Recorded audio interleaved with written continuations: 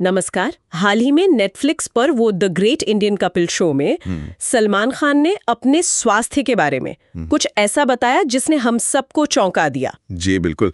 एक ऐसी बात जो शायद बहुत कम लोगों को पता थी। हाँ, तो आज हम इसी पर थोड़ी गहराई से बात करेंगे।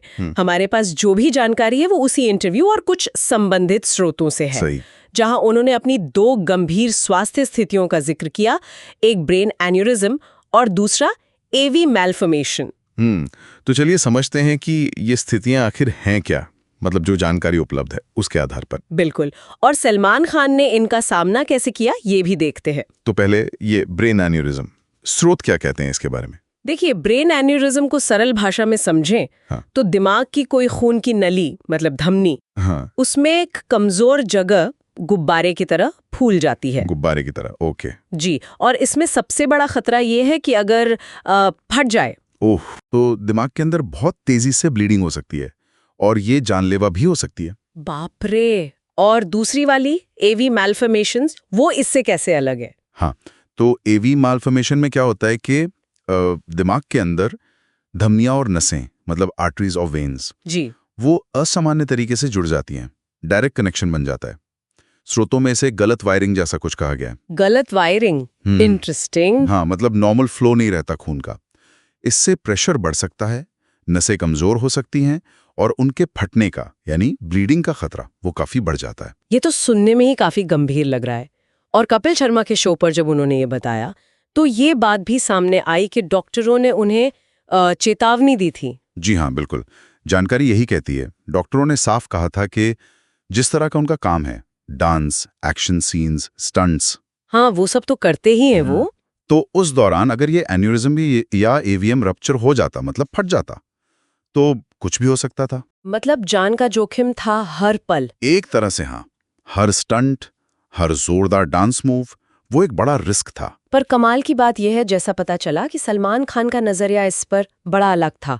उन्होंने कहा, जब तक मैं हूं मैं अपने टर्म्स पे जी रहा हूं। ये उनके एटीट्यूड को दिखाता है। और जानकारी के अनुसार उन्होंने अपना काम जारी रखा, फिल्में, शोज, सब कुछ। हाँ, ये एक तरफ तो उनकी मानसिक मजबूती दिखाता है, पर दूसरी तरफ ये सवाल भी उठता है कि सेहत और काम, खासकर जब इतना बड़ा जोखिम हो, तो संतुलन कैसे बने? सही बात है। अच्छा, इस पूरी कहानी से स्वास्थ्य जागरूकता, खासकर ब्रेन हेल्थ को लेकर क्या सबक मिलते हैं? क्या स्रोत किन्हीं लक्षणों के बारे में बताते हैं जिन पर ध्यान देना चाहिए? हाँ, और ये बहुत जरूरी पॉइंट है। स्रोत कहते हैं कि कुछ लक्षण हैं जिन्हें कभी हल्के में नहीं लेना चाहिए।